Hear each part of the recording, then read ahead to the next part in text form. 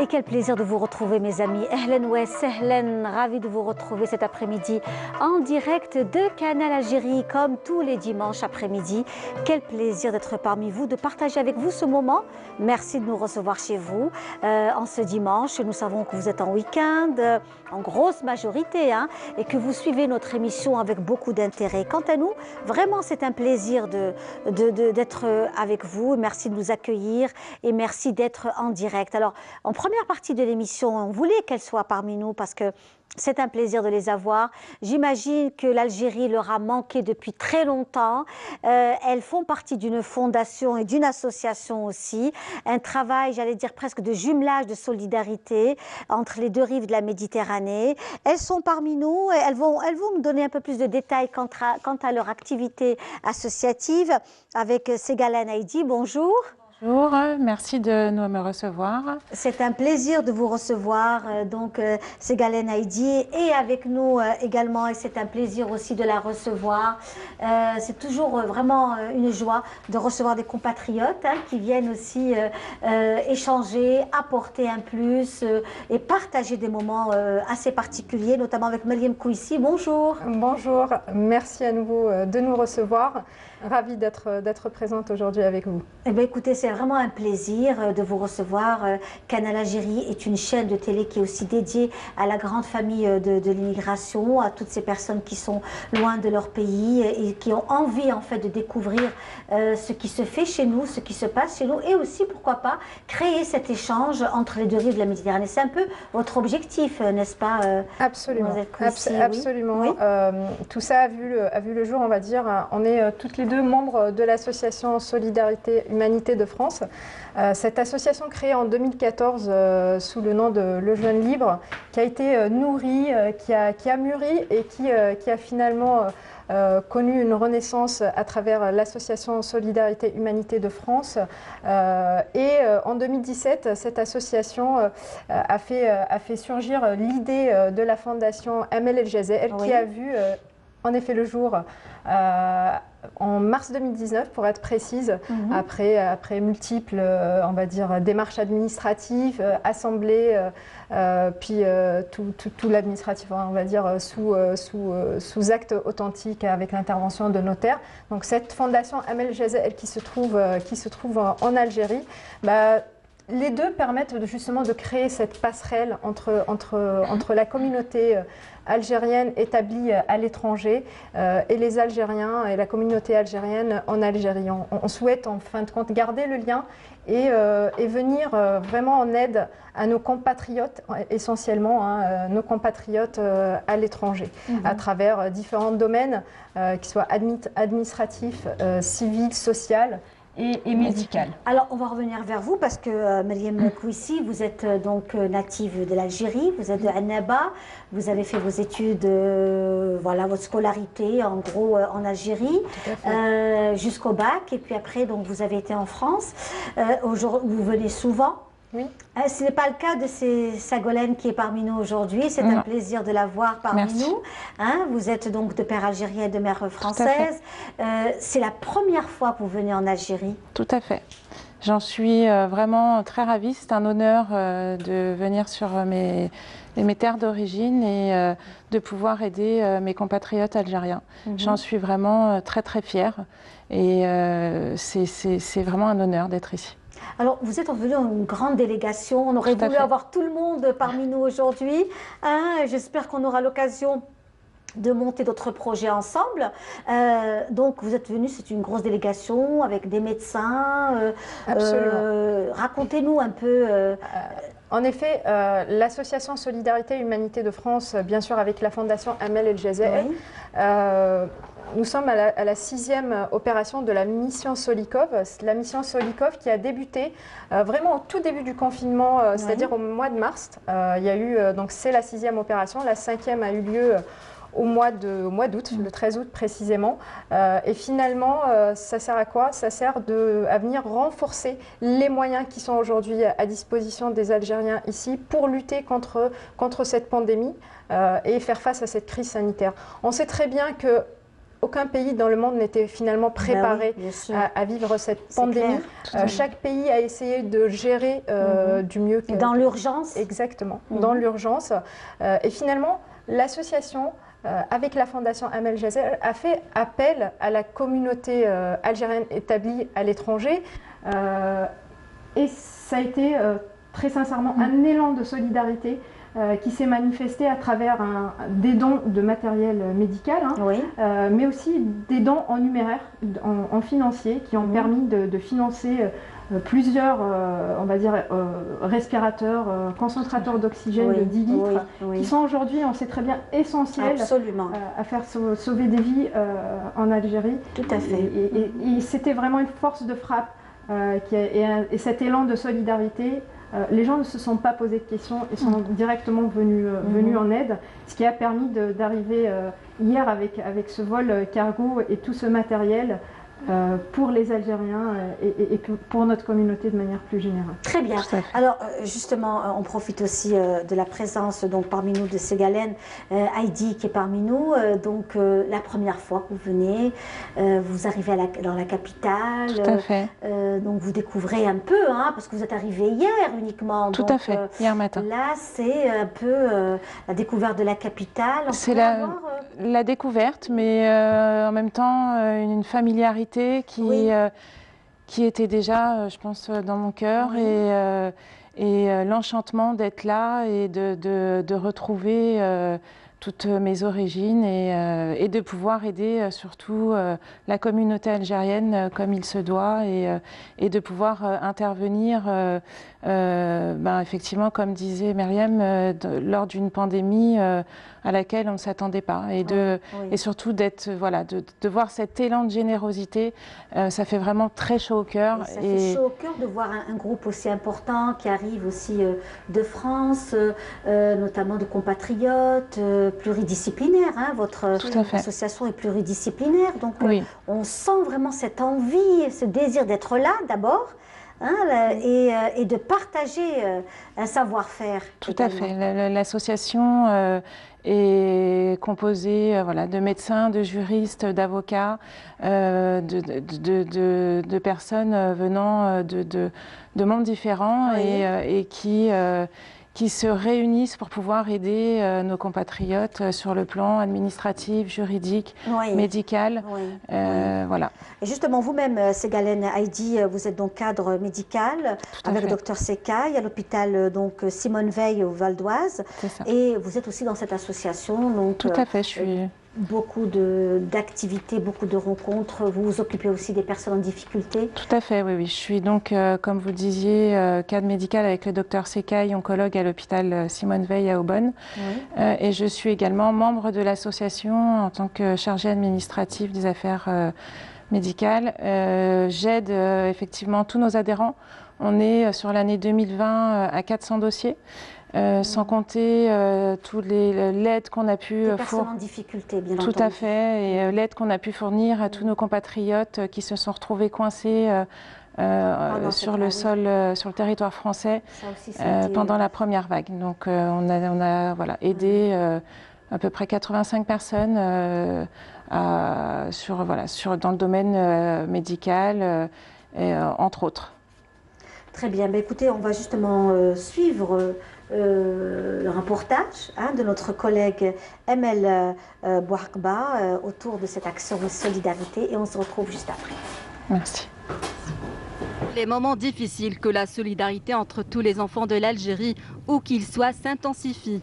La pandémie du coronavirus en est la preuve incontestable, montrant à quel point les Algériens sont soudés. C'est ce qui est illustré par cette louable initiative dans le cadre de la mission Solikov, une collaboration fructueuse entre l'association Solidarité et Humanité de France et la fondation Amel El Jazair, basée à Alger. C'est la 6e opération de solidarité que nous organisons depuis l'apparition de la pandémie du coronavirus. Il s'agit de plus d'1 million d'unités de médicaments et de moyens de prévention. Ces dons sont constitués de respirateurs artificiels, de lits médicalisés ainsi que d'autres appareils introduits pour la première fois en Algérie. Cette opération est répartie sur 3 étapes.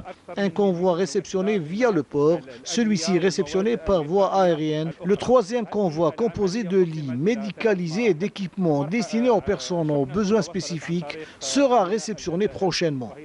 Là, on est venu pour répondre à l'appel de nos confrères avec lesquels on a été formés. Nous, on est de formation algérienne. Et pour apporter main forte on a essayé de mobiliser toute notre communauté en France, médecins et pas médecins, tout le monde, toute la communauté a participé avec tout le monde, ce qui a pu. Et les hôpitaux sont vraiment dans les 4 coins d'Algérie. Vraiment, on a essayé de faire le maximum avec l'aide de tout le monde. Des concentrateurs à oxygène, donc des respirateurs, du consommable qui va avec, des médicaments, tout le matériel médical qu'on a pu avoir. Ce convoi arrivé à bord d'un vol d'Air Algérie est composé de 20 tonnes de dons, notamment des médicaments et des équipements médicaux de lutte contre le Covid-19, offerts à plus d'une dizaine d'hôpitaux à travers le pays, dont 4 à Alger. Cette initiative consolide les liens entre les membres de la communauté algérienne établie à l'étranger et ceux en Algérie. Notre rôle est justement de faciliter cette opération de solidarité, accompagner les organisateurs et encourager ce genre d'initiatives qui prennent tout leur sens en cette journée internationale du bénévolat. D'autres opérations de solidarité sont prévues prochainement, notamment de la part de nos concitoyens aux États-Unis, au Canada ainsi que dans des pays arabes. Cette opération est la 6e de son genre. Elle comporte 20 tonnes de matériel et elle est destinée au moins à 13 hôpitaux, dont 4 hôpitaux d'Alger.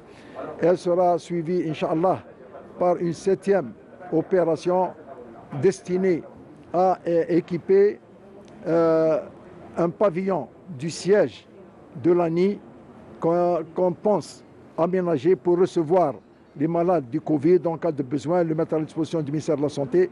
Des opérations de solidarité qui se sont multipliées depuis le début de la pandémie du coronavirus, traduisant les liens très forts entre les membres de la communauté algérienne avec la mère patrie. Voilà, c'était très émouvant pour vous de voir ce reportage parce que vous disiez que c'était vous-même qui avez fait les paquets, qui avez donc monté tout ça avec vos propres mains. Ça, hein? Oui. Il y a eu vraiment un élan de solidarité de tout point de vue. Certes, on a parlé de dons de matériel, mais aussi un don financier. Mais aussi, c'est toute cette main-d'œuvre et cette chaleur humaine qui nous a permis effectivement de faire les tris, de faire les cartons. Tout à fait. Il faut savoir que cette association, elle a une méthode de travail extrêmement collaborative. Dans la mesure où que ce soit le président de l'association Solidarité et Humanité de France, M. Chazil Narmouch, ou alors Dr Amel Sekay, nous incite en fait à travailler ensemble. Et c'est cette osmose justement qui nous permet de faire aboutir les actions dans le bon sens. Avec Mme Segalène Haïdi, et sans oublier donc Myriam Kouissi qui font partie de cette fondation, n'est-ce pas, l'ML, et en collaboration avec Solidarité Humanité de France.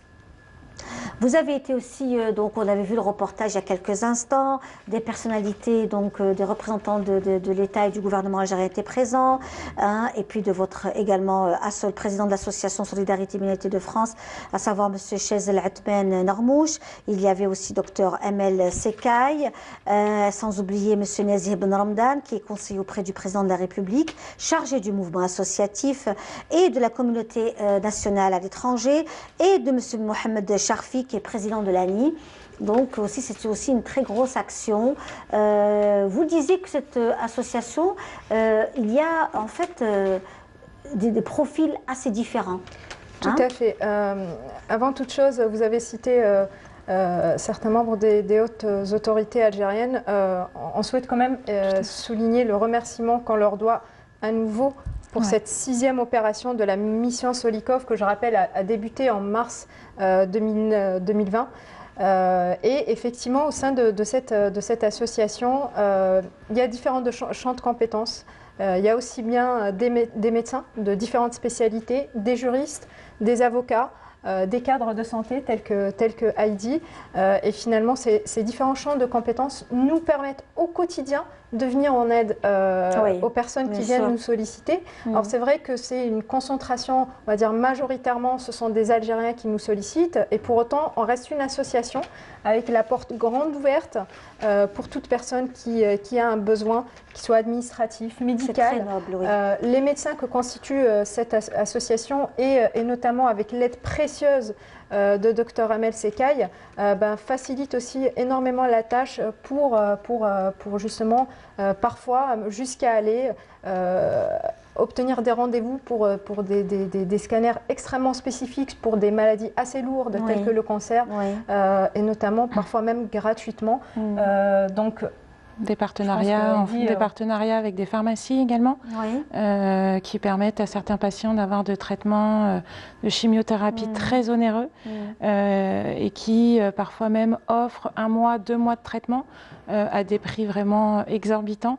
Et comme disait Myriam, des centres de radiologie qui nous permettent de faire certains examens comme des TEP scanners à des patients qui sont très importants pour leur prise en charge. Toutes ces choses facilitent la prise en charge et comme on disait, voilà, tous les médecins qui font partie de cette association également permettent qu'on puisse faciliter le parcours de santé de nos patients et qui leur facilite la tâche. Et voilà. Alors, c'est Galen, avant qu'on vous laisse partir, je voudrais avoir votre émotion, votre sensation. C'est la première fois que vous venez en Algérie, vous êtes ici à Alger, la capitale, vous arrivez avec donc un avion plein de médicaments, de soins, etc. Vous arrivez dans votre terre, hein, c'est chez vous également. J'imagine que c'est aussi beaucoup d'émotions. Oui, beaucoup d'émotions. Être ici à la télévision avec nous. Tout à fait. Beaucoup d'émotions. Surtout, voilà, comme on disait, merci beaucoup aux autorités. On vous sent, vous avez les larmes aux yeux. Oui, tout à fait. Vous allez nous faire pleurer, nous aussi. Donc, non, ce n'est pas le but, mais c'est vrai que voilà, de voir que toutes ces choses qu'on disait qu'on a vraiment fait avec nos mains et ça fait vraiment très chaud au cœur et de pouvoir aider la communauté algérienne comme il se doit. Et merci, voilà, merci de votre accueil, merci aux autorités algériennes de nous avoir permis d'aider nos compatriotes. Merci. Voilà, en tous les cas, on vous souhaite un très bon séjour chez vous. Merci. Et on espère vous recevoir souvent dans nos émissions et avoir un peu les activités que vous faites en matière de solidarité, de partage. Pourquoi pas, on reste en contact via Skype également. Ce serait vraiment de très belles... Ce que vous faites est très beau, c'est vraiment noble et très beau. En tous les cas, encore une fois, marhaba bik. Merci. Marhaba bik fi bladek. Et c'est encore une fois... On espère avoir aussi de vos nouvelles. Merci beaucoup. Un autre séjour. Et donc, on va vous laisser partir en précisant bien sûr que vous allez rester quelques jours sur Alger. Tout à fait. On va encore rester quelques jours pour finaliser à bien la 6e opération de la mission Solikov et aussi par rapport à de futurs projets que l'association a déjà entamés, notamment un projet qui va concerner la ville médicale. Vous allez bien entendu en entendre parler, mais également aussi la formation des paramédicaux avec le partage de bonnes expériences des paramédicaux établis à l'étranger. Très bien. Merci beaucoup. Et quant à nous, on va offrir cette très belle chanson du regretté Djamel Allem. Chanteur donc bien de chez nous, un grand amoureux également de son patrimoine, la chanson kabyle à l'honneur avec Meredi Aurel et on se retrouve juste après avec d'autres invités. Merci. Merci. C'est un plaisir.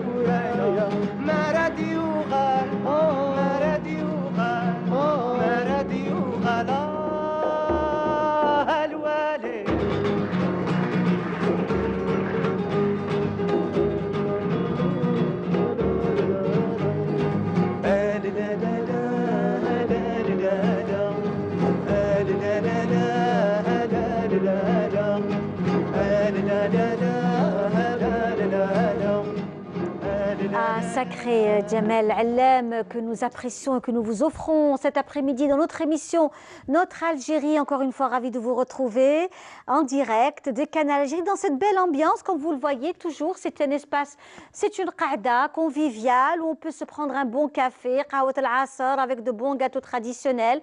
On remercie justement Madame Khiyar Hadjira Del Mouradia du Golfe, la Rose Magique, qui nous offre à chaque fois des gâteaux traditionnels. Il fait froid, on a envie aussi de rester aussi à la maison et surtout, il faut rester chez vous. Nous sommes en pleine pandémie, restez prudents vraiment pour ceux qui peuvent se confiner, rester vraiment à la maison, ce serait aussi une très très bonne solution. Avec nous, Monsieur Hassoun Ahmed qui nous fait le plaisir d'être parmi nous. Bonjour Monsieur. Bonjour Madame. C'est un plaisir de vous recevoir, M. Hassoun. Merci pour l'invitation. Alors, M. Hassoun Ahmed, vous êtes cadre au niveau de la Direction générale de la jeunesse, le ministère de la Jeunesse et des Sports. Vous êtes parmi nous aujourd'hui parce qu'il y a une journée liée aux volontaires.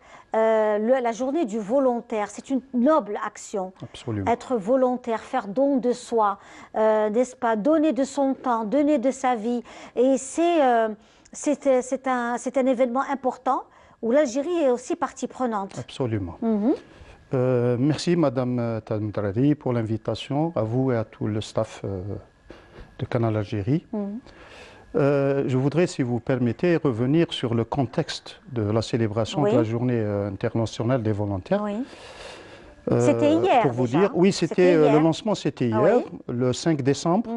C'est une journée qui a été, si vous voulez, décidée par l'Assemblée générale des Nations Unies avec l'une des résolutions pour instituer justement une journée internationale des volontaires où elle a demandé à tous les pays de célébrer cette journée à travers l'organisation de tout type d'activités, comme les dons de sang, comme les visites des malades, comme le nettoyage. Et comme ça tombe justement avec la situation sanitaire du pays, et enfin dans le monde entier, il y a aussi un autre contexte, c'est le contexte national. Nous, au ministère, on a voulu justement marquer cette célébration par l'organisation d'une semaine du travail volontaire pour jeunes à travers les 58 wilayas. Et on a wilayas. 58. Ah, 58 wilayas. 58 à travers le... Oui. Et ce qui compte pour nous, c'est pas le nombre de wilayas, c'est le nombre de communes. On a voulu, cette année, toucher les 1541 communes. À travers l'organisation, comme je vous l'ai dit, de travaux de nettoyage, de désinfection des espaces publics, des écoles, des dons de sang, des dons de bavettes. Et il y a aussi un autre contexte, c'est le contexte du plan national de la jeunesse. Vous savez bien que l'un des axes prioritaires du gouvernement, c'est la mise en place d'un plan national de la jeunesse pour la période 2020-2024. Et dans ce plan, qui est en voie de finalisation, il y a aussi l'aspect travail volontaire qui est une priorité. Et d'où la nécessité de réfléchir sur un organe justement pour structurer ces jeunes qui font un travail considérable, surtout durant la situation du Covid. Et ces jeunes, il y a des jeunes qui ne sont pas structurés, parce qu'il y a un travail qui se fait par le mouvement associatif, par les institutions. Voilà, il y a des actions spontanées. Nous, au ministère, on voudrait justement cadrer ces jeunes, structurer ces jeunes, suivre et accompagner ces jeunes.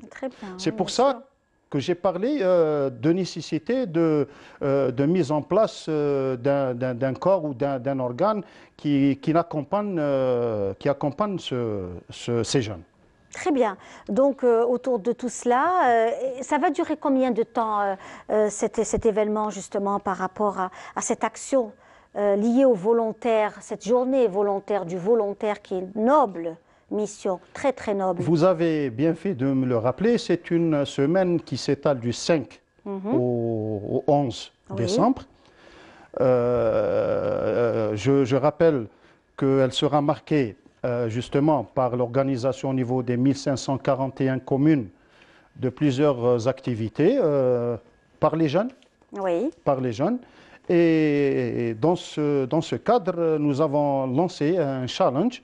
Le challenge consiste, c'est-à-dire à toucher toutes les communes et toutes les actions, les photos et les vidéos de toutes les actions qui sont organisées seront versées sur un lien. D'accord. Il y a aussi, je voudrais annoncer que hier, le ministre de la Jeunesse et des Sports a annoncé le lancement d'une plateforme numérique où les jeunes peuvent s'inscrire. Comme je l'ai dit, c'est pour cadrer et recenser ces jeunes et constituer une base de données. Très bien. Alors, on va voir justement, il y a un spot que vous avez effectué. On va suivre, on va vous l'offrir à vous, mes amis.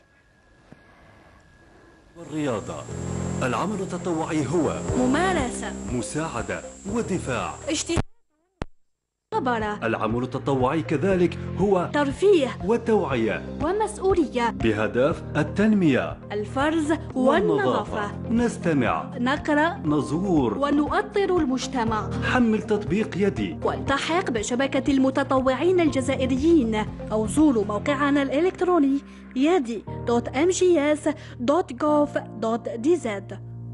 يدي في خدمة بلادي. Très bien. Donc la plateforme Yadi, في خدمة بلادي, au service de mon pays. De mon pays. C'est ça. Donc on peut aller taper et voilà, taper carrément, et les jeunes peuvent s'inscrire automatiquement et ils deviennent volontaires, jeunes volontaires. Bah, écoutez, c'est une très très belle initiative. En tous les cas, on tenait à vous remercier. Je voudrais rajouter, si vous le permettez, le travail des volontaires. Donc, une fois que les jeunes se sont inscrits sur la plateforme, on aura une base de données de ces volontaires.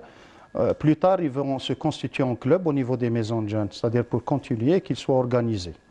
Voilà ce que j'ai tenu à rajouter. Alors, on va voir justement le deuxième spot que vous nous proposez. Vous êtes venu avec 2 spots.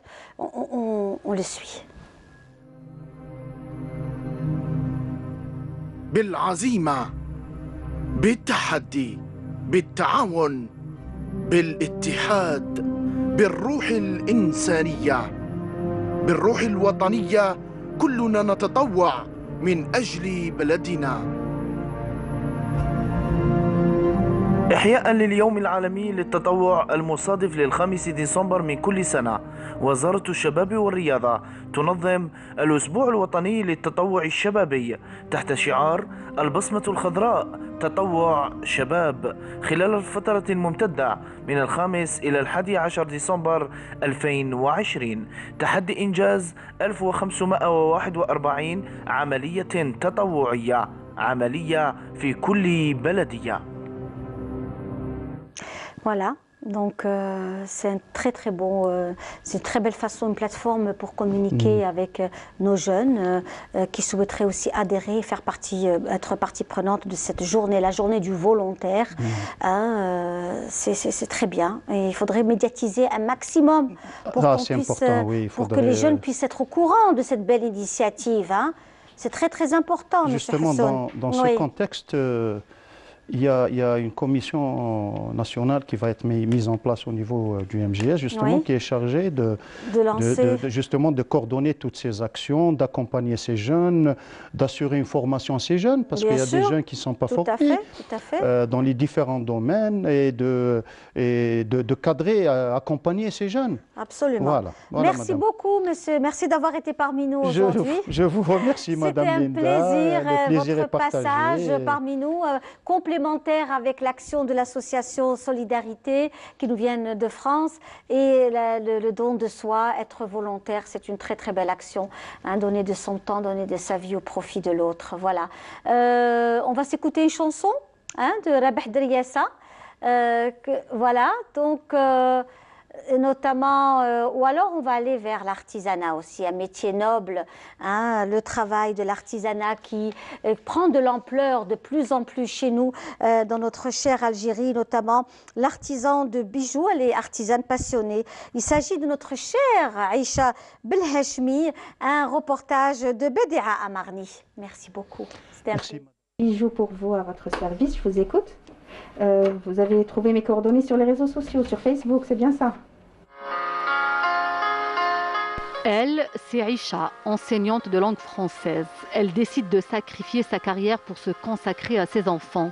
Une fois grand, elle se découvre une nouvelle passion, l'artisanat de bijoux. Un univers qui la fascine, qui l'a poussée à suivre des formations pour ouvrir son propre atelier et à travailler à son compte.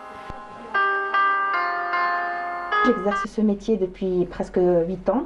Voilà, donc quand j'ai commencé par l'enfilage. Ensuite, je me suis lancée à travailler l'argent. Je ne pouvais pas rester sans rien faire. Il me fallait une occupation intéressante pour pouvoir m'occuper intelligemment à la maison. C'est comme ça que je me suis lancée dans l'artisanat. Les réseaux sociaux m'ont beaucoup aidée. C'est comme ça qu'ils ont découvert mon travail. Et voilà, et à fur et à mesure, j'ai commencé à faire des expositions qui m'ont permis de sortir du monde virtuel des réseaux sociaux vers un monde réel pour être en contact direct avec les gens. Aïcha passe de longues heures dans son atelier pour façonner des bijoux en argent avec différentes formes, des designs modernes, des calligraphies. Elle fabrique des pièces uniques. Elle fait des désirs de sa clientèle sa principale source d'inspiration. Sa fille, lui, est d'une précieuse aide. Du haut de ses 13 ans, c'est elle qui lui fait les dessins de ses bijoux. Une façon pour sa maman de l'introduire dans son univers. Aïcha s'est associée également avec d'autres artisans pour se distinguer. Ma source d'inspiration restera à tout jamais ma clientèle qui viennent toujours avec des idées toutes différentes les unes des autres, des personnalités différentes, des styles différents. Et j'essaie justement d'être à l'écoute de la demande. J'essaie aussi de faire des collaborations avec plusieurs artisans dans différents domaines. J'ai travaillé avec un artisan qui fabrique des pochettes en cuir. Une artiste peintre qui m'a fait les coffrets pour les marque-pages, des coffrets Coran. J'ai travaillé avec une artiste peintre aussi qui m'a fait des pendentifs en nacre peinte. J'ai travaillé avec monsieur Hotman aussi qui me prépare des stylos en bois que j'orne de pièces en argent. Ce qui est intéressant dans ce que je fais aussi, c'est que ça peut être personnalisable. Comme, par exemple, la calligraphie, que je travaille d'ailleurs avec une amie calligraphe qui me prépare les écritures. Donc, elles peuvent être personnalisées, les écritures. Donc, on peut offrir un bijou qui porte un message, un symbole. Ça peut être un poème, ça peut être Bourala, ça peut être un message d'amour. Précision, dextérité et surtout beaucoup de patience. Avec ses doigts de fée, Aïcha y met tout son cœur et façonne des pièces d'une rare beauté, véritable plaisir pour les yeux. Amour et abnégation est surtout un grand plaisir de faire ce métier qui la rend si heureuse. Heureuse de satisfaire sa clientèle qui s'agrandit de jour en jour. Voilà, donc notre chère amie Aïcha Belheshmi, connue sur sa page Facebook Bijoux pour vous. On la salue cet après-midi avec nous et c'est un plaisir de le recevoir, Monsieur Mohamed Sari. Comment allez-vous? Très bien, merci. Marhaba bik. C'est un plaisir de vous recevoir. Merci beaucoup. Alors, Monsieur Mohamed Sari, vous êtes président du Conseil des Arts et des Lettres depuis cet été, n'est-ce pas? Vous êtes professeur à l'Université d'Alger, littérature arabe, vous êtes dans la traduction. Vous avez à votre actif un nombre important de romans et de livres et c'est un plaisir de vous recevoir aujourd'hui puisqu'il est question avec vous de ce Conseil des Arts et des Lettres et également cette carte d'artiste qui aussi aujourd'hui joue un rôle très très important, notamment pour préserver l'artiste, lui donner une visibilité, n'est-ce pas? Oui, justement, le Conseil national des arts et des lettres, il est là justement pour essayer d'apporter des solutions aux problèmes, tous les problèmes des artistes. Oui. Et en premier lieu, cette carte d'artiste dont on a beaucoup parlé, mais malheureusement, cette carte, le Conseil national des arts et lettres a distribué a délivré à peu près 11 000 cartes, mais il y avait un problème juridique au sujet de ces cartes. Oui. C'est que le décret portant création et organisation du canal de 2011, il ne mentionne pas la carte d'artiste. Il mentionne juste que le Conseil élabore ce qu'on appelle le fichier national des artistes. Donc, ce qui n'est pas tout à fait la même chose. Mais quand même, le canal a délivré des cartes pour pallier à un grand problème des artistes, c'est celui de la couverture sociale. Oui. Parce qu'il y a un décret de 2014 qui permet justement, avec cette carte d'artiste, à tous les artistes de cotiser et d'avoir la couverture sociale, donc d'avoir la carte FIFA, et s'inscrire aussi au régime de retraite. Oui, oui, oui. Mais il fallait régler le problème juridique, donc le canal a entamé toutes les démarches nécessaires. Et en fin de compte, le 12 octobre 2020, a été publié au journal officiel un nouveau décret modifiant et complétant le décret de 2011 portant création et organisation du canal, qui justement donne un ancrage juridique à cette carte d'artiste.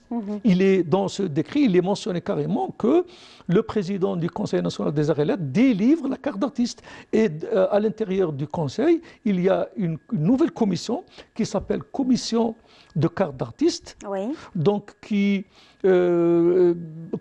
élabore bien sûr et le fichier national des artistes, mais aussi étudie les modalités d'attribution de la carte d'artiste. Donc déjà, pourquoi justement cet ancrage juridique de la carte d'artiste? Parce que tout le monde le sait, que les artistes ne sont pas groupés dans une corporation professionnelle collective qui permet de leur donner un statut, comme les enseignants, comme les travailleurs de la santé, comme les travailleurs de la justice. Comme, vous savez, les artistes, déjà on a du mal à définir la profession d'artiste. Qu'est-ce qu'un artiste? On sait tous que l'artiste, c'est quelqu'un qui fait de la musique, c'est quelqu'un qui fait du cinéma, c'est quelqu'un qui écrit des livres. Qui le veut aussi. Est-ce que vraiment, il y a ça aussi, c'est-à-dire qu'il faut aussi baliser. Oui, mais vous savez, le canal n'est pas là pour juger de la qualité des artistes. L'essentiel, c'est que... Il y a un travail de l'ONDA en amont. Oui, qui est aussi important. Le travail de l'ONDA, il y a une complémentarité entre c'est une vous, complémentarité. Voilà. L'ONDA, les gens inscrivent leurs œuvres à l'ONDA pour la protection littéraire et artistique. Et c'est important. Bien sûr, c'est très important. C'est très important. Surtout avec le monde du numérique. Et vous avez donc où n'importe qui peut prendre... Il a un statut aujourd'hui. Donc dès qu'il est à l'ONDA, on sait que quand même il a une visibilité. Non, l'artiste algérien, il n'a pas de statut. Quand je parle statut, il n'a pas d'une loi qui s'appelle statut d'artiste. Et d'ailleurs, c'est dans ce sens-là qu'on est en train de travailler, qu'on est en train d'essayer quand même de donner une visibilité juridique à l'artiste. Les artistes existent, nous les connaissons tous dans tous les domaines. Ils travaillent, mais il n'y a pas vraiment de protection sociale des artistes. On a tous entendu, vu la situation précaire de certains artistes qui sont arrivés à un âge de retraite, au crépuscule de la vie, comme on dit, sans qu'ils soient vraiment protégés. Quelqu'un qui arrive, il n'a pas de retraite quand même conséquente, il y en a qui n'ont même pas de carte Chifa pour avoir des médicaments. Pourquoi? Parce que il n'y a pas justement, c'est-à-dire une loi qui leur permet de toujours s'inscrire à la sécurité sociale, de toujours s'inscrire au régime. Non, c'est le cas. Oui, c'est le cas. Pourquoi? Parce que, d'ailleurs, c'est tout à fait normal, parce que les artistes travaillent, ils sont autonomes, ils sont indépendants et ils travaillent pour leur propre compte. Et celui qui travaille pour son propre compte, en général, quand il n'y a pas une loi qui canalise son chemin, c'est très très difficile de le faire lui-même. D'ailleurs, le problème se pose avec les artistes, il se pose aussi au niveau du sport, avec tous les footballeurs, avec tous les gens qui travaillent, qui gagnent de l'argent, mais qui ne sont pas justement liés par une loi qui permet de les protéger. Et c'est pour cela que cette carte d'artiste, elle permet actuellement à l'artiste d'avoir un numéro d'identification fiscale au niveau du ministère des Finances et au niveau de la Caisse nationale des impôts, pour justement pouvoir avoir ce qu'on appelle une identité fiscale et pouvoir travailler lui-même. Quand on dit travailler lui-même, parce qu'un musicien, il est autonome, un cinéaste, il est autonome, tous les gens de l'art en général, mais ce qui leur permet d'avoir un numéro d'identification fiscale. On va aller dans l'exemple, il n'est pas obligé de passer par une boîte de communication pour... Voilà, aujourd'hui... C'est le cas actuellement. Voilà. C'est le cas actuellement. Il y a beaucoup, d'ailleurs, les artistes... il y a beaucoup d'artistes qui ont créé leur propre boîte de communication. Ils ont des registres de commerce et ils travaillent, mais pas en tant qu'artistes. Ils travaillent en tant que producteurs, distributeurs, je ne sais pas, éditeurs. Alors qu'actuellement, il n'y a pas un artiste qui a un numéro d'identification fiscale qui s'appelle musicien, qui s'appelle traducteur littéraire, qui s'appelle cinéaste, qui s'appelle qui s'appelle, je ne sais pas, violoniste, qui s'appelle peintre, et ainsi de suite. Alors, et cette carte d'artiste, elle lui permet justement d'avoir ce numéro d'identification fiscale et de pouvoir travailler à son aise d'une manière autonome aussi. Écoutez, c'est parfait. On parlait de peintres, d'artistes peintres et Mohamed Laraba, l'artiste peintre qui nous a quittés il n'y a pas très très longtemps. Un peintre de renom, on voulait lui rendre hommage aujourd'hui. C'est notre chère collègue Leila Ben Aïcha qui a fait ce reportage. On se retrouve juste après. Avec la disparition de Mohamed Laraba, l'Algérie a perdu une icône de son art plastique contemporain.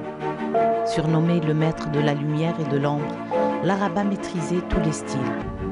De l'orientalisme à l'abstrait, du cubisme à la calligraphie, la peinture lui a livré tous ses secrets.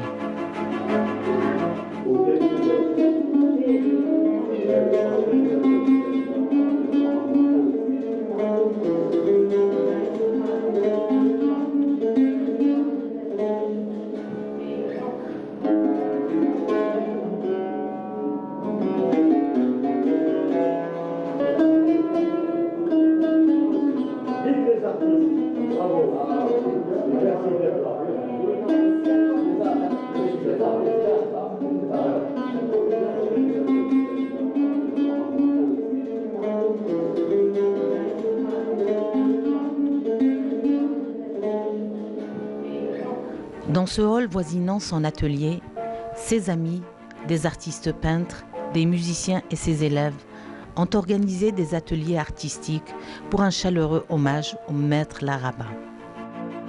S'exprimant sur le travail de leur maître et leur relation avec lui, les élèves de Laraba sont confus. Entre le sentiment de fierté et de tristesse, leurs mots se perdent, laissant place aux larmes.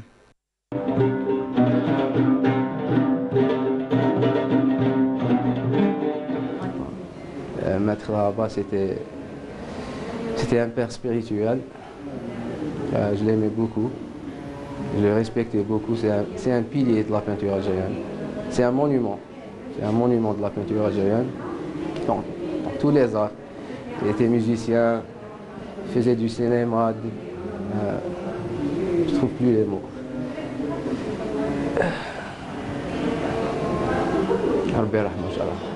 Monsieur Laraba, je l'ai connu parce que je suis une amoureuse de son art. J'avais acheté une toile dans une galerie à l'époque, il y a une dizaine d'années. Et après, on dirait que j'ai suivi sa trace en fait. Et je suis arrivée dans sa galerie et voilà, j'ai connu vraiment la générosité dans l'art, dans sa splendeur. C'est un homme généreux dans l'art, dans tout. C'est vraiment une perte pour l'Algérie, malheureusement. Pardon. C'est compliqué. C'est compliqué de parler d'un ami cher. Bon, Allah yarhamou. Je vous dis, il met sa générosité, il met toute son âme dans ses toiles. Et c'est ça qui est beau. Quand il peint, d'ailleurs, il ne faut pas le déranger. Hein. Il ne faut pas lui parler, il ne faut pas du tout lui poser des questions. Il est dans son truc et tous en a appris ça. C'est une partie de son âme qui met sur ses toiles. محمد قدم نحكي قليل عليه قليل ربي يرحمه ويوسع عليه ان شاء الله تواصل هو ما مات وحي في قلوبنا بالوانه كما نقولوا باش يعلمنا ان شاء الله في قلوبنا يبقى حي محمد لارابا هذا واش نقول وربي يرحمه هذا ما كان. Longtemps on se souviendra de Laraba, un artiste complet et atypique. Laraba le sculpteur, le peintre, le décorateur, le musicien. Mais surtout l'artiste généreux qui a formé et encouragé les jeunes talents artistiques bénévolement. Paix à son âme.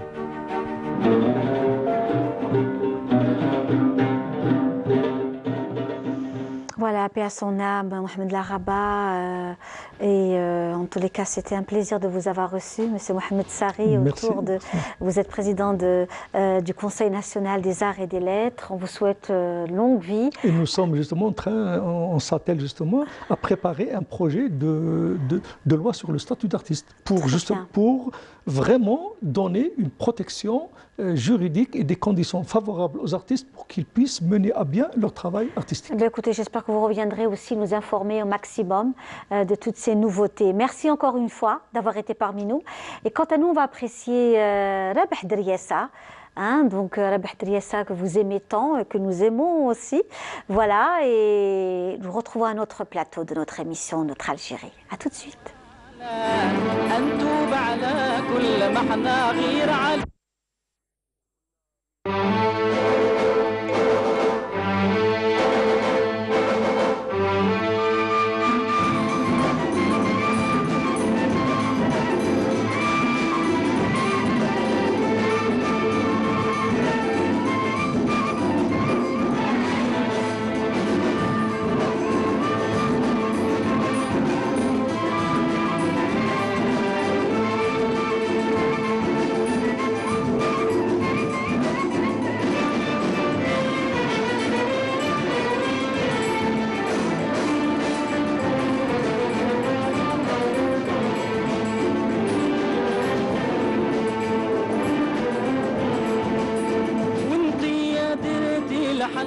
وحبيبك مقواها صاب الامر الله يداوي ما احنا بمحنا وفراقك فناها وحبيت نتوب باش نغنى ونتوحد لله والتوبه وعلى انتوب على كل ما احنا غير عليك واغوا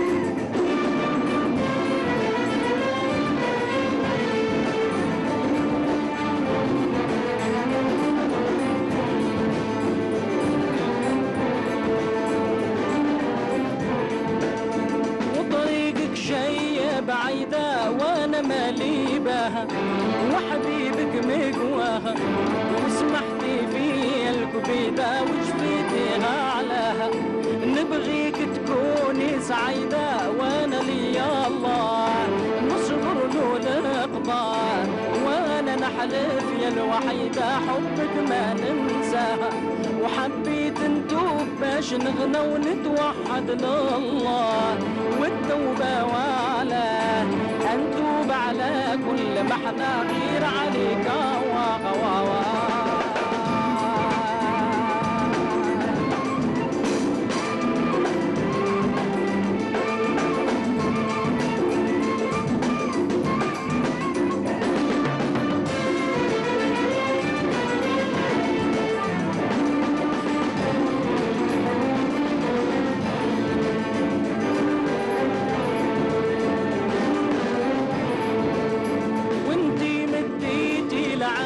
وحلفتي بالله ويا خوفي من الله قلبك هو كان شاهد وتبدل وعلاها عندي فيك مية حاسد والحاسد ميزان فرقنا ببلاه وانا حبي كان واحد محلاه ومغلاه وحبيت نتوب باش نغنى ونتوحد لله والتوبة وعلاه نتوب على كل ما احنا غير عليك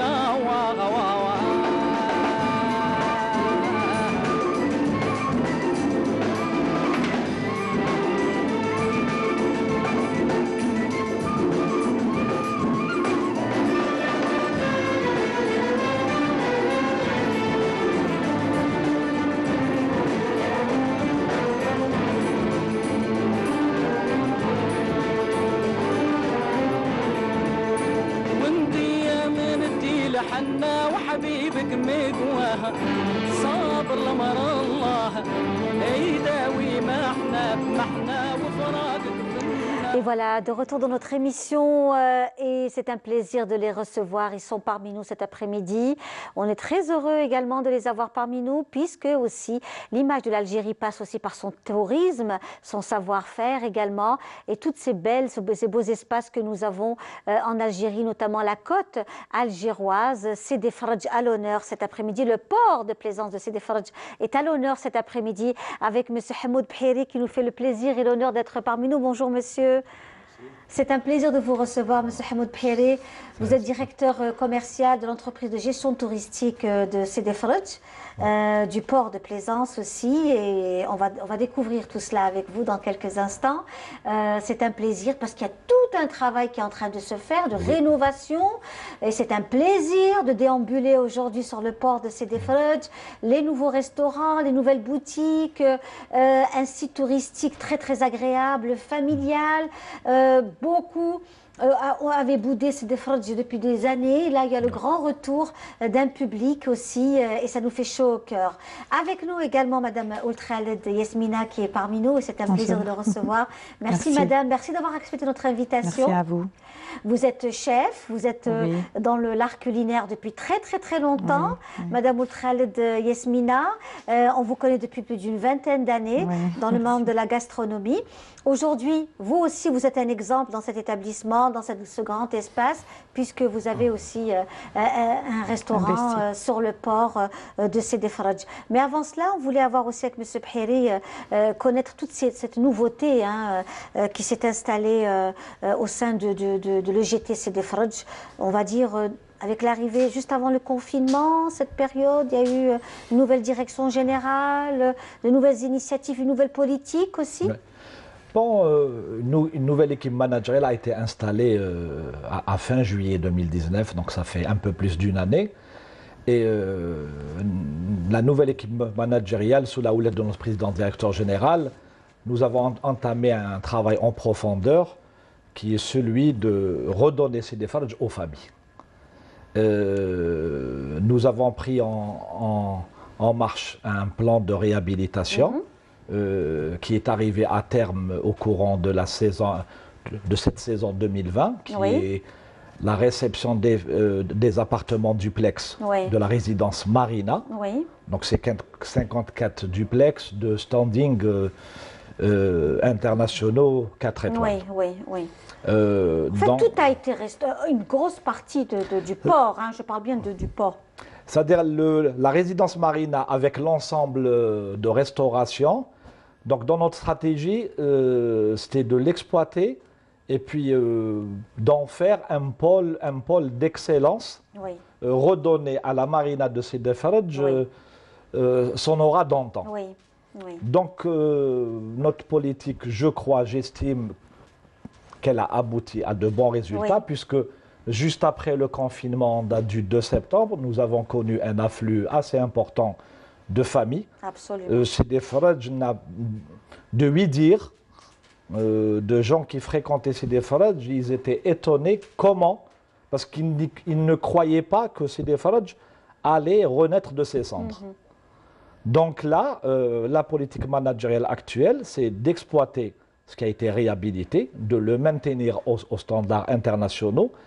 En matière de boutiques et de points de restauration. Alors justement, M. Bhiri, vous avez aussi soutenu toutes ces personnes qui ont aussi investi, parce qu'il faut dire qu'on est en période de pandémie, la crise économique aussi, donc les gens qui sont venus déposer des propositions donc, pour pouvoir avoir un local ou un espace, vous avez fait un tri, vous avez fait un travail aussi de grande qualité, ça aussi qui est important, je trouve.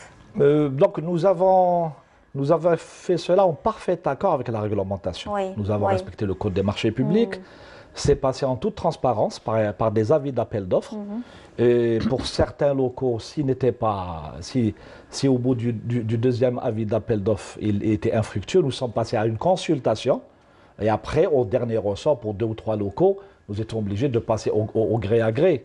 Mais toujours en gardant dans notre cahier de charge la priorité aux professionnels du métier. Par exemple, celui qui veut faire une boutique d'artisanat, il faut qu'il ait une connaissance dans les arts. Celui qui ouvre un restaurant, il faut qu'il ait au minimum 5 ans d'expérience dans le domaine de la restauration.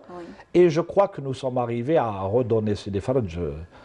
Alors justement, nous allons voir le reportage, un reportage de Anissa Bouzid qui s'est déplacée. C'était les débuts d'ailleurs de l'installation, donc l'ouverture de cette voûte, là, toutes les arcades qui étaient, l'inauguration s'était faite. C'était vraiment un moment très émouvant pour nous tous parce que c'était des retrouvailles de Sidi Ferrej. Et c'est vraiment changé dans le positif, l'hygiène, la sécurité, la qualité, etc. Donc on suit ce reportage de Anissa Bouzid et on se retrouve juste après. Situé à 30 km à l'ouest de la capitale, le port de plaisance de Sidi Ferrej fait partie de l'histoire de l'Algérie. Le 5 juillet 1830 fut la date du débarquement des forces françaises. Le légendaire Sidi Ferrej, déformé par les Français en Sidi Ferruch, fut tout simplement un théologien venu d'Andalousie. Comme كان إنسان طيب وإحنا على بالكم إحنا البرانسيب تاع الأولياء il n'y a pas de sainteté en islam. هو إنسان صالح كان يعمل الخير كان يذكر ربي ويقرأ وفوالا un saint homme on va dire. كاين une légende على سيدي فرج toujours au 16e siècle déjà واحد النهار il y a un pirate espagnol qui est venu le kidnapper باش يبيعو comme esclave. Donc le pirate le met dans son navire et il reste, il navigue toute la nuit. Le soleil se lève, il découvre qu'il n'a pas bougé parce que insan salih. Donc عاود خاف منه قال لك c'est quoi ce magicien, je vais le lâcher. Pareil toute la nuit d'après, il a navigué, il pensait avoir quitté les côtes algériennes, mais non, il se réveille le matin. En fin de compte, il y avait encore la savate de Sidi Ferrej. Et ce monsieur, le pirate espagnol, il a tellement été ébloui que دخل في دين الإسلام وقعد يخدم معاه وقعد يذكر معاه. Parfaitement intégré dans le paysage de la région, ce port de plaisance est considéré comme l'un des plus attrayants de la rive sud de la Méditerranée. Pouillan, l'architecte qui a construit pratiquement 90% du parc hôtelier algérien, que ce soit au nord ou bien au sud, là il s'est, au sens propre figuré du terme, éclaté. Il a donné il s'est éclaté à fond. Donc vous avez plusieurs architectures. Vous avez un petit quartier, on dirait que nous sommes à Venise. Vous avez un quartier, ça ressemble à la Casbah, le quartier Corso. Et partout, ça a une signification par rapport au patrimoine historique algérien. Station balnéaire par excellence, Sidi Fredj est depuis toujours un lieu de vacances et de promenade très apprécié. Il a connu dernièrement des travaux de restauration au grand bonheur des visiteurs. Là, le centre touristique où nous sommes au niveau du port de Plaisance, nous avons la résidence Marina, composée de 54 appartements. Elle a été réceptionnée le mois de mars. Il est composé de 54 appartements sous forme de duplex qui ont été réhabilités et modernisés au niveau 4 étoiles. Donc les travaux ont été entamés en 2000, ça a été un record en matière de travaux. Ça veut dire en même pas 1 an et demi, elle a été terminée.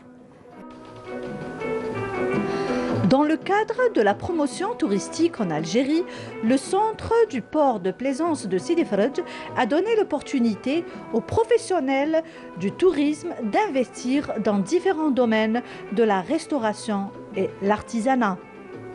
Dans notre stratégie managériale, on s'est dit pourquoi pas donner en concession, en location-gérance, des locaux commerciaux à des professionnels. Alors, le projet Café Mort, c'est un projet qui a été monté très rapidement. C'est-à-dire on nous a soumis l'idée, puis on a sauté sur l'occasion. Et on avait envie de créer un lieu à la fois algérien et traditionnel et occidental. Donc on a vraiment allié les deux pour permettre à tout le monde de s'y retrouver, permettre à tout le monde d'y trouver son compte. Donc on peut trouver que ce soit des gâteaux traditionnels, on peut trouver des gâteaux occidentaux aussi. Donc on a du thé pur traditionnel algérien, on trouvera du café, on trouvera des cocktails, on trouvera de tout en fait pour satisfaire vraiment tout le monde. Mais le mot d'ordre aussi, c'est très familial. Donc l'ambiance est vraiment conviviale. Nous exposons au Café Mort à Sidi Fredj qui nous accueille gentiment. Donc nous avons quelques artisans ici. Nous avons Soupçon d'art qui sont de très très bons céramistes d'art. Nous avons Saboun Zmen. Nous avons notre grand ami calligraphe qui nous fait tous les logos de toutes les, que ce soit le Café Mort ou le comptoir de la Casbah qui est Menassat al-Qasaba en arabe. C'est lui qui m'a fait parce que c'est un calligraphe artiste. Et nous avons le tapis et la poterie. Donc ce sont vraiment les arts majeurs qu'il faut valoriser, les considérer comme ils étaient avant, mais aussi qu'ils soient, je veux dire, contemporains. Le port de plaisance de Sidi Fredj et bien d'autres sites font partie de l'histoire de l'Algérie. Un passé qui fait notre fierté et notre devenir. Voilà, merci pour cette belle rose. Voilà que Sidi Fredj et nos invités avec les plats et aussi que nous propose aujourd'hui Madame Yasmina Ould Khaled qui est avec nous aujourd'hui. C'est un plaisir de la recevoir. Elle aussi. On salue la famille André-Bouzard également, qui est aussi c'est des gens professionnels. Des professionnels qui œuvrent aussi pour beaucoup de choses. Et ça, vraiment, ça nous fait chaud au cœur. Et vous-même, hein, vous êtes fraîchement installée également sur le port de Sidi Fredj, Madame Ould Khaled Yasmina, vous êtes une passionnée de l'art culinaire, qu'il soit traditionnel ou occidental. Vous aimez le monde. J'aime ce que je fais, oui. Voilà, c'est de l'amour aussi. C'est de l'amour, c'est du professionnalisme, ce que je fais. En plus, ce qui est bien, Sidi Fredj, elle a pris de l'ampleur depuis que ces gens-là, c'est des gens, c'est vrai, je répète, c'est des gens professionnels qui sont venus là-bas. Et je remercie aussi la direction de Sidi Fredj qui ont pris les choses en main, c'est-à-dire de ramener ces gens-là, de faire confiance. Parce que pour Sidi Fredj, il faut vraiment donner, c'est-à-dire passer vers l'avant. C'est pas arrêter là. Et c'est vrai que c'est un investissement qui est très lourd, mais on a confiance aussi aux clients qui vont venir, Inch'Allah. Ils vont découvrir que Sidi Fredj a complètement changé. Oui, voilà. dans le positif, Dans on le est positif. tout près d'Alger, on peut Oui. passer une très très bonne journée, Voilà. du matin jusqu'au soir. Bien il sûr. y a de l'art, il y a de l'artisanat. Nous C'est un pouvons tout. déguster, Oui. passer vraiment toute la journée sur Toute place. la journée, oui. Même en toute sécurité voilà. aussi. Oui. Oui, même oui, ça a complètement changé. Ça a changé de vie. Oui, monsieur Préry. De visage, ça a changé de Oui. visage et puis bon, c'est des efforts conjugués. Oui. Donc le personnel a adhéré à notre démarche et nous allons de l'avant. Donc il y a aussi donc l'hôtel Riyad aussi qui est en pleine restructuration. L'hôtel Marsa. L'hôtel Marsa. L'hôtel Marsa, il va être réceptionné incessamment au courant Oui. du premier trimestre 2020. D'accord. C'est un hôtel composé de 84 chambres, de standard 4 étoiles. Donc la nouveauté de l'équipe manager, c'est que notre président directeur général, il donne la chance aux jeunes. Oui, Le oui. directeur qui a été installé à la tête de cet hôtel, tenez-vous bien, il a 24 ans. Oui. C'est un jeune homme que nous Oui. sommes en train de coacher. Oui. C'est la politique de notre président directeur général, Oui. c'est de donner la chance aux jeunes diplômés.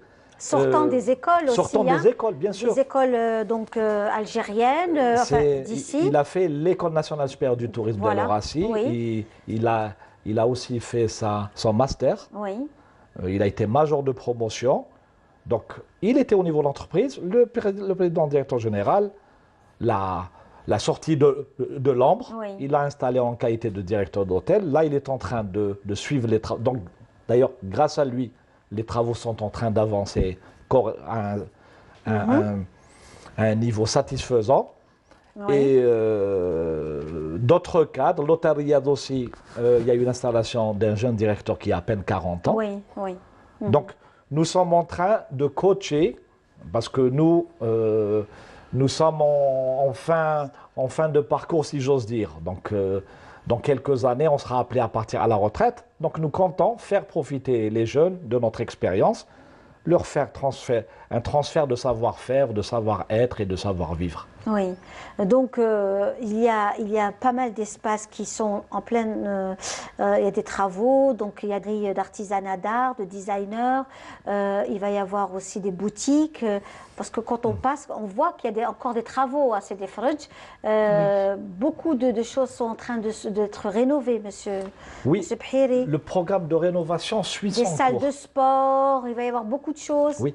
C'est-à-dire, au niveau du centre de Sidi Fredj, nous avons la résidence Marina qui a été réceptionnée, l'hôtel Marsa en cours de réception. Et à partir de janvier, Inch'Allah, il y aura les avis d'appel d'offres qui vont apparaître pour sélectionner les entreprises pour refaire ce qu'on appelle le bâtiment H4 et H5, et le quartier Corsaire et le quartier Vivier. Oui. Donc, les refaire aussi selon les standards internationaux. C'est des espaces magnifiques. Oui.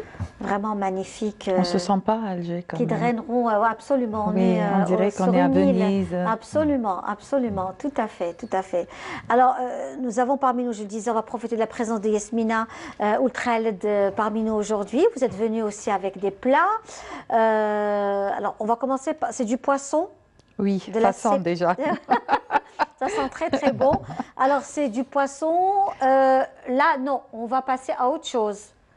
Donc, ce sera donc au niveau de l'assiette, le poisson. C'est de la sèche, c'est de la sépia. Sépia. Donc, de la sépia à l'armoricaine. Oui, sauce rouge, shtetha. D'accord, shtetha plutôt. Shtetha. Très bien, ok. Voilà, donc, parce que les gens aiment beaucoup. Oui, oui, oui, tout à fait. En plus, ça, c'est de la brique. On va y arriver. Donc, d'accord. On parlait du poisson. Est-ce que chez vous, il n'y a que du poisson Non, il y a un peu de tout. Il y a un peu de tout, d'accord. C'est une cuisine variée. Oui. Et avec des prix raisonnables, oui. Accessibles pour tout le monde. Oui, oui. Parce qu'il y a plein de passagers quand même. Donc, on a vu aussi qu'il y a aussi cette politique où il y a l'accessibilité au grand public. Voilà. Donc, on sent que les personnes sont quand même plus ou moins à l'aise. Il y a pour tous les prix. Il y a pour tous les prix. Oui, parce qu'il faut vraiment revoir les prix et la bourse de chacun. Oui. Parce que, vu le confinement, vu ce qui se passe en ce moment, et aussi comme chaque client, même s'il vient, il a le choix. Il peut trouver un peu de tout, de la pizza, des grillades, du poisson. Aussi, sans oublier aussi qu'on a lancé le brunch. Voilà. Les gens aiment bien sortir le week-end, prendre un peu prendre de l'air. Voilà, ils prennent leur petit-déj ils peuvent rester jusqu'à 1h. Voilà. Et on prend son temps, surtout que vous avez aussi cette... J'ai la scène flottante, oui. Scène flottante, magnifique. Voilà. Et les gens peuvent rester là-bas et prendre leur petit-déj. Bon, surtout le brunch, parce que le brunch, on va dire qu'il commence à partir de 10h. Jusqu'à 1h, 2h. Pour cette période de confinement, bien sûr. Bon, pour cette période de confinement, tout est fermé et on respecte... Bien sûr. Voilà, l'épidémie a dit. Exactement. C'est tout le monde qui souffre, on n'est pas les seuls. Tout à fait. Mais Inch'Allah. Tout à fait. Ça va changer. Alors, on continue après cette ijtihad de sépia. Nous avons des briques. Des briques aux crevettes, parce que les gens aiment beaucoup, c'est ma spécialité. Bon, la plupart font les briques à la viande, au poulet et tout. Mais moi, je fais une petite spécialité que personnellement, j'aime beaucoup le poisson. J'ai fait des briques aux crevettes. Et vous les accompagnez de quoi? Que de la crevette vous faites, ou alors une béchamel? Je mets pas de béchamel. Je mets un peu de pommes de terre et du fromage et beaucoup de crevettes. D'accord. Voilà. Très bien, ça doit être délicieux, tout ça. Et nous finissons avec c'est une mousse. Le dessert, c'est une mousse au citron. Voilà, c'est léger. Après le poisson. Oui. Voilà. Le citron est disponible en ce moment. Est disponible en ce moment. Et c'est bon aussi. Pour déguster un bon repas, il faut prendre avec des agrumes. Oui. Très bien. Donc voilà, on a pu avoir un aperçu sur la Sans oublier, madame, aussi qu'on fait des formules aussi, même pour les enfants. Très bien. On va commencer bientôt. Comme ça, les gens peuvent ramener leurs enfants. Ils ont la formule pour famille et tout. C'est-à-dire pour les enfants. Pour les enfants. Voilà. Comme ça, tout le monde peut profiter. Oui. Et aussi, on va faire un peu d'animation. Oui. Ça sera, Inch'Allah, pour les mardis et peut-être les samedis. L'animation, ramener des clowns, ramener peut-être un animateur qui va faire. Et aussi, bientôt, Inch'Allah, je vais ouvrir aussi le club 71, qui va être café-théâtre. Voilà. Et on va ramener pas mal de chanteurs, un monologue par exemple, un peu de jazz, un peu de blues. À chaque fois, on va changer, on va varier un peu. Et comme ça, les gens vont profiter. C'est-à-dire, notre concept, c'est quoi? Notre idée, c'est de old school, c'est-à-dire l'ancienne génération. Parce que franchement, on n'a pas où aller. Et voilà, c'est notre objectif. Ben écoutez, c'est formidable. Donc, et vous encouragez ce genre d'initiative, bien sûr, M. Bhiri. C'est différent. Donc, au niveau des arcades, c'est un genre de gastronomie. C'est également un autre style. Vous avez donc, c'est le restaurant du port. C'est le restaurant du port. Il y a aussi donc, il y aura aussi de l'animation sportive. Oui, nous comptons à la veille de la saison estivale et des vacances scolaires. Passer à l'animation diurne et puis relancer tout ce qui est sport aquatique et subaquatique. Et oui, bien sûr, on est en plein dedans. Nous sommes dans une marina à côté d'une plage. Donc nous avons déjà prospecté des écoles de plongée à qui nous concédons des locaux commerciaux à des loyers étudiés. C'est pour pouvoir développer ce genre d'activités aquatiques et subaquatiques. Et pour les activités diurnes, donc c'est tout ce qui est de spectacle de mime, maquillage pour enfants. Et ça, on va le faire en collaboration avec les concessionnaires des restaurants. Voilà, des ateliers d'apprentissage, ça, cuisine, très bien. Tout ce qui est dessin et tout. Oui, ça aussi c'est vraiment très important. Donc le GT Sidi Fradj, pour revenir à cet espace, donc sécurité, assainissement, donc une nouvelle gestion, beaucoup de modernité, de fraîcheur, de savoir-faire, un grand retour en fait en force du port de Sidi Fradj actuellement. Oui, bon, C'est un combat. Bon, oui. ça a été un combat, le début. Oui. Maintenant, comme j'ai dit tout à l'heure... Rien ne se fait dans la facilité. Hein. Rien. Le collectif a adhéré à notre démarche. Ils ont compris que c'est pour la pérennité de l'entreprise et pour la sauvegarde de leurs emplois. La preuve, les résultats sont là. L'entreprise a des objectifs très optimistes. En cette période de pandémie, nous avons des objectifs très optimistes. Nous comptons relancer, plutôt redonner vie aussi au club de vacances Azur Plage. Oui. Ah oui, là, il est touché par le phénomène de saisonnalité. Donc là, il y a des locaux et j'invite les professionnels, on va lancer bientôt les cahiers de charges, j'invite les professionnels de la restauration et des activités sportives. Il y aura des locaux qui seront donnés aux locations-gérance, moyennant respect de la procédure d'avis d'appel d'offres. C'est vrai, c'est un site magnifique. Pour redonner vie, c'est un club, mais malheureusement, il est touché par le phénomène de saisonnalité. Il travaille que quand il fait beau, bien pendant la saison estivale. Donc c'est un appel du pied pour les potentiels investisseurs. Bientôt, restez à l'écoute, il y aura des cahiers de charges. Et la chance sera donnée à tout le monde et surtout aux professionnels. Et puis ce qui est intéressant aujourd'hui, c'est que même les anciens, on va citer par exemple les anciens glaciers qui étaient, ils suivent le rythme. Comme tout a été rénové, changé, il y a cette façon d'aller dans la concurrence loyale, hein, bien entendu. Et là, on le sent, vous voyez, on le sent vraiment. Vous savez, aussi, il faut avoir du courage aussi pour avancer. Parce que des fois, on a peur aussi si on va se retrouver en plein travaux, on va dire, c'est des fois avant, c'est vrai, avant, il n'y avait pas beaucoup de touristes, avant, il y avait, c'est vrai. Mais après, ça a commencé à changer, il n'y avait pas beaucoup de touristes. Mais les concessionnaires, il ne faut pas qu'ils aient peur pour avancer.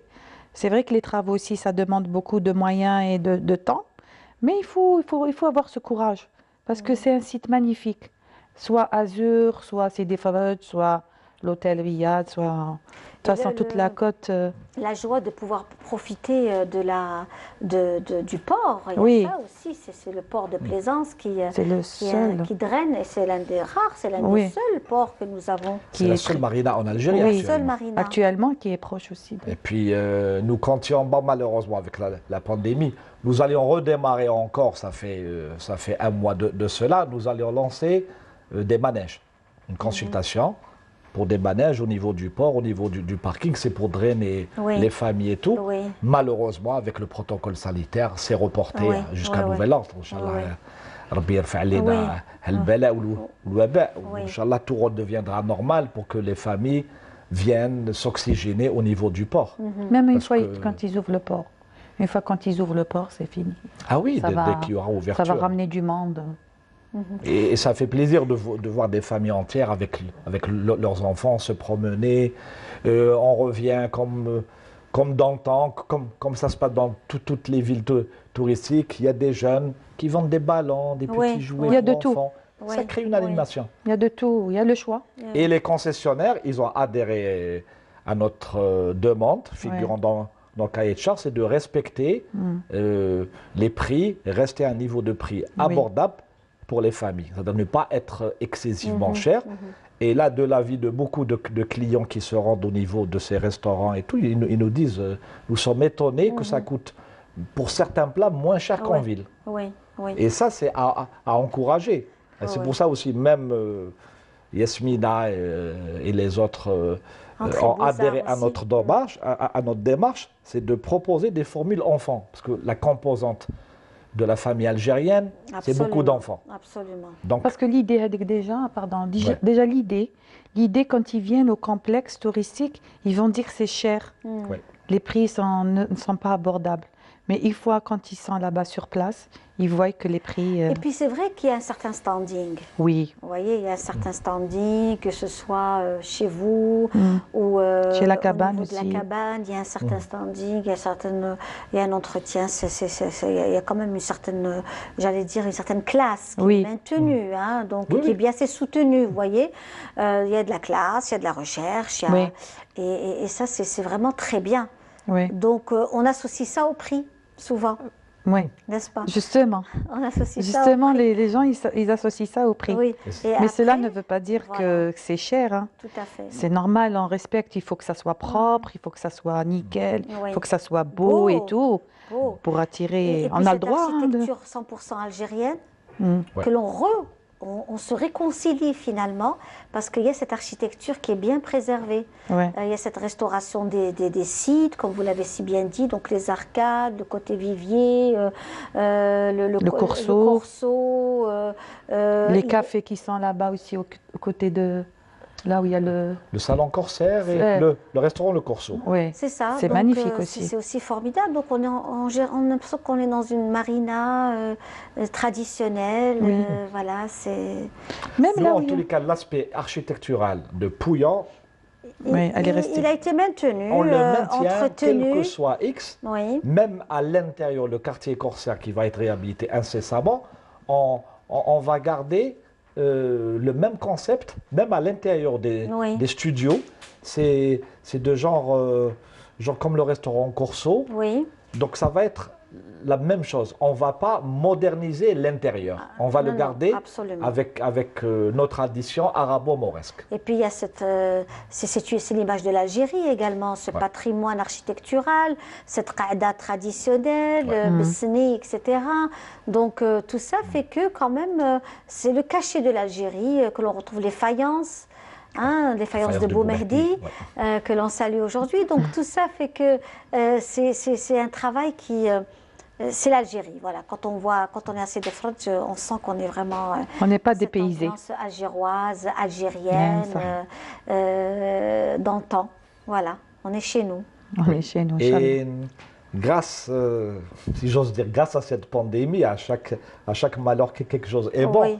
L'Algérien commence à renouer avec le tourisme interne, le tourisme domestique. Nous avons quelques partenaires, quelques agents de voyage et des centrales de réservation. Nous sommes en train de signer des contrats, des tarifs très, très compétitifs pour faire visiter, c'est-à-dire dire aux familles algériennes que vous pouvez passer des vacances, peut-être à moindre coût qu'à l'étranger, parce que là, cette pandémie, elle a permis au secteur touristique et hôtelier de revoir ses prix. Donc maintenant, vous avez, à partir de 4000 dinars, vous avez une demi-pension par personne. Ça veut dire une nuitée, un petit déjeuner et un repas. Chose qui est... C'était chimérique d'entendre ça. Les gens disaient, on va utiliser, en Tunisie, ça coûte moins cher qu'en Algérie. Maintenant, il y a un regain de conscience des hôteliers, bien sûr aussi sous la houlette du ministère du Tourisme et du groupe Hôtellerie et Tourisme HTT. Donc, il y a une symbiose, il y a une synchronisation entre les hôteliers et les agents de voyage, de façon à ce qu'il y ait des prix étudiés pour drainer du monde et ce qu'on appelle en économie l'économie d'échelle. Donc, il vaut mieux recevoir 1000 clients à 4000 dinars que 100 clients à 40 000 dinars la nuit. Et vous avez aussi la thalasso également. La thalassothérapie, bon, c'est à côté, elle ne dépend pas de nous. Mais en tous les cas, nous sommes aussi sur un projet, pourquoi pas, si sont dépassement en matière d'infrastructure d'hébergement, nous pouvons héberger les gens chez nous, ils font les soins. Au niveau de la thalassothérapie. C'est ça qui est aussi, c'est un espace aussi très très intéressant. Le centre de thalassothérapie, tous ces hôtels qui vont être rouverts pour recevoir aussi des touristes étrangers également. Pourquoi pas maintenant, on a des chambres qui ont été remises aux standards internationaux. On a des chambres qui répondent aux standards internationaux. On n'a plus honte. Avant, on disait toujours dans les statistiques, nous avons, par exemple, je donne un exemple, en Algérie, il y a 300 000 lits, il n'y a que 10 000 lits répondant aux normes internationales. Ça veut dire que 10 000 lits qui peuvent recevoir des touristes étrangers. Maintenant, le parc hôtelier grâce à la politique de l'État qui a été entamée depuis quelques années de ça. Il y a eu des fonds qui ont été débloqués, des crédits. Les hôtels, le parc hôtelier est en train de faire SAMU. Tous reviennent, sont en train de se mettre aux standards internationaux. Et là, ça nous permettra de drainer une clientèle étrangère. Oui, bien sûr. Sans pour autant avoir honte, comme avant. On n'avait pas comment recevoir les clients. Si on recevait des clients étrangers, il y avait beaucoup de défaillances. Oui. Maintenant, côté hébergement et restauration, donc l'Algérie est en train de se remettre sa mise en tourisme. L'Algérie est en train de gravir les échelons pour revenir à sa place qu'elle avait dans le bassin méditerranéen. Parce que nous avons un pays magnifique. On l'a cité aujourd'hui comme exemple. Vous représentez aujourd'hui Sidi Fradj et le GT de Sidi Fradj, mais toutes les destinations algériennes, avec les fêtes de fin d'année, la saison, le printemps, toute la saison estivale, n'en parlons pas. Donc nous avons un pays magnifique. On peut profiter de toutes les régions d'Algérie pendant toutes les saisons de l'année. Et je voulais revenir vers vous, Yasmina ou Khaled. Est-ce que votre carte, vous l'avez étudiée en fonction, je parle de la gastronomie, de l'espace où vous êtes, que ce soit le poisson, les plats, est-ce qu'on revient vers les plats traditionnels, est-ce que ce sont des plats, j'allais dire, occidentaux, le poisson, est-ce que vous avez fait un travail de réflexion par rapport à cela et au public que vous recevez à Sidi Fradj? Oui, j'ai fait c'est pas pareil d'être sur le port, sur l'unique port de l'Algérie, un port magnifique, et d'être à la rue Didouche ou à Hidra, vous voyez ce que je veux dire? Oui. J'ai fait une petite étude quand je me suis installée là-bas. Moi, ma carte, j'ai bien réfléchi, j'ai fait un peu de tout. C'est-à-dire, j'ai fait un peu de poisson, comme la sardine, le couscous au mérou, par exemple, le couscous à la tchelba, poisson lune, et de la sépia, un peu c'est-à-dire des tagines de poisson, un peu revisitées. Et j'ai fait aussi, j'ai créé aussi, j'ai le restaurant aussi, la pizzeria. Aussi, les gens aiment beaucoup la pizza. Les grillades, comme ça, quand le client vient, le rôtissoir aussi, j'ai installé un rôtissoir pour faire le poulet rôti, mariné et tout. Comme ça, quand le client il vient, il a le choix. C'est ça. Il trouve un peu de tout. Il est à l'aise. Les plats traditionnels, voilà. J'ai fait aussi. Il est à l'aise. Même les plats traditionnels, j'ai fait comme douara, bouzoulouf, un peu de tout. Voilà. Et comme ça. C'est-à-dire que peut avoir son bonheur. Il peut trouver son bonheur. En plus, quand il vient à Sidi Fradj, il est un peu loin de la ville. Alors quand il vient, il passe la journée. Tout à fait. Il est là, il fait son tour. C'est un dépaysement, c'est une culture complètement. Parce que, et il trouve le choix, comme il peut acheter un sandwich, comme il peut manger un plat. Tout à fait. Il a le choix selon sa bourse, son budget, son budget. Voilà. Bien sûr. On a étudié un peu les prix et comme ça, on a pour enlever l'idée que le complexe n'est pas cher. C'est-à-dire le client, quand il vient, c'est accessible. C'est accessible. Il ne va pas dire c'est cher ici. Non, parce que c'est des Fradj et tout. Il faut qu'il enlève ça de. Merci beaucoup, Yasmina Outrel, d'avoir été parmi nous aujourd'hui. C'était un plaisir. Je vous souhaite plein de bonnes choses à vous. Inch'Allah. À tous ceux qui sont aussi qui investissent et qui font des choses pour cette Algérie qui avance. Merci à M. Hamoud Bhiri d'avoir été parmi nous aujourd'hui, nous avoir éclairé quant à cette nouvelle politique touristique chez nous, et notamment au sein de l'EGT. Sidi Fradj, on espère faire une émission chez vous. Inch'Allah, dès que le temps sera clément. Sur la scène flottante. Sur la scène flottante, oui, Inch'Allah. On fera un direct à partir de chez vous pour notre Algérie. C'était un plaisir de vous avoir reçu. On vous souhaite une longue vie professionnelle aussi, M. Bhiri, et faire encore de belles choses. Voilà. On arrive à la fin de notre émission d'aujourd'hui. Notre Algérie, c'est fini pour aujourd'hui. On se donne rendez-vous donc dimanche prochain avec beaucoup de plaisir. Tahalla Mouna fil Djazaïr, et à dimanche prochain.